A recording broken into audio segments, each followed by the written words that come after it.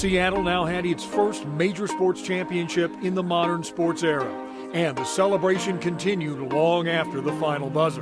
Dennis, I don't even realize that you were named the MVP. What are your feelings? Right now, I'm ecstatic. I don't know what to say. I'm happy. I'm happy for the team. I'm happy for Seattle. Listen, it had to be a tough year for you. You played so well last year. You lost in the 7th game, and up until that game, we all felt that you would have been the MVP in that series. And then you lost it, and yet you came back, had a great season, and here you are, and you've got it. Just determination. We thought we should have had last year, but we blew it. Natural just blew it. We came back this year with a lot more determination, hustle, a lot more guts, and we pulled it off. Paul, you've been there before. This team reminded me a great deal of the way you played together, the unity you have with the old Celtic team. Oh, yes, it is, Rick, but I tell you, this team was so young and so beautiful. I tell you, the guys really came through. Never gave up, and I think this is the greatest one of all. You don't! Okay, well, congratulations to all of you. Let's go back to Brent Musburger. I'm taking a shower. The champion in the NBA is the champion of the world.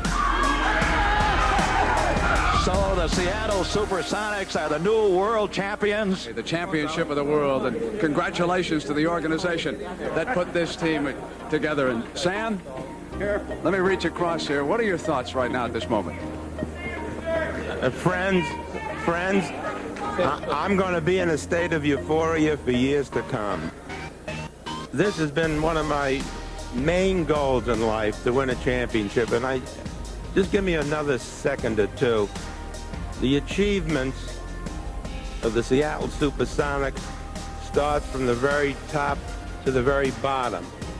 And without Azali Volchak, without the kind of staff we have, without 11 wonderful players, and the genius of Lenny Wilkins and Les Harbacher, the Seattle Sonics would be nothing.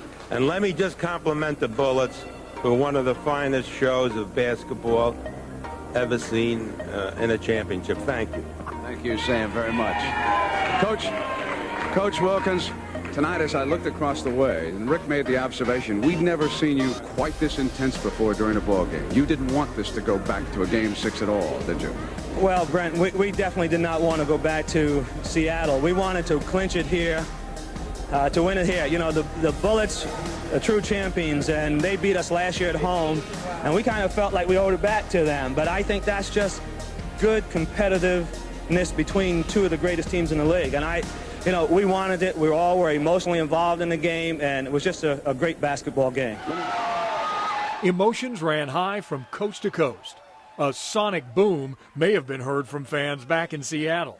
Bring the fat lady to Seattle, and we'll introduce her to the Weedle. The world's champion Supersonics of Seattle, and everybody is going berserk. They're going up First Avenue, down First Avenue. Everybody in the world down here is honking their horn.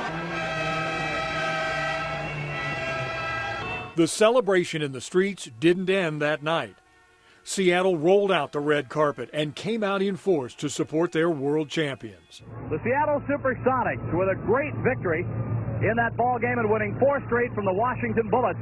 And as we said, the crowd estimated by security forces at probably as much or possibly as much as 30,000. Nobody seems to really know, but I'll tell you, the crowd is just incredible. It was so unbelievable. You know, where we stayed, we had a lot of people that we knew.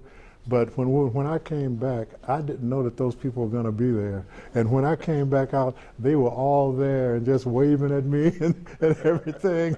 And it was just outstanding. You know, they parked us out on the tarmac somewhere, and you just looked outside, and there was just fans everywhere, you know. And that's a great feeling. You know, we got to the airport, and our plane had to go to a separate terminal because there were 20,000 fans at the airport.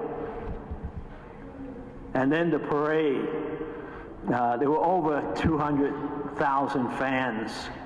And the nice thing was that they didn't destroy anything. They were they were there to cheer the players on. And so it was wonderful memories. And I loved every minute of it. Players were greeted to roars as team owner Sam Schulman and head coach Lenny Wilkins greeted the Sonics faithful. We'll never probably see again until next year when we win it for the second time. You have a wonderful friend, and you have the greatest coach in the history of the NBA. Lenny, welcome.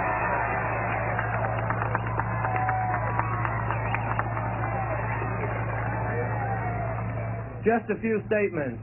Last night we operated. The operation was successful. We removed the fat lady's tonsils.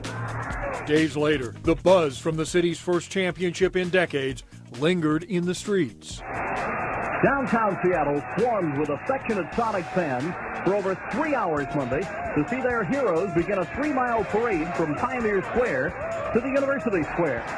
The players appeared to ride on the shoulders of more than 250,000 people who lined the streets, the sidewalks, window sills, rooftops. The crowd around 4th and University stopped the parade and then moved up to 5th and University, where the stage was set up. And whereas this team is neither a bird nor a plane, but Supersonics, now, therefore, I, Charles Royer, Mayor of the city, etc., do hereby proclaim Monday, June 4th, as Sonics Day in Seattle. You're really something, and like one of those dudes said, I don't know who said it, but we're going to return next year with another championship. Thank you. It's been a long time coming, and I know how all you feel, and I feel the same way that you do.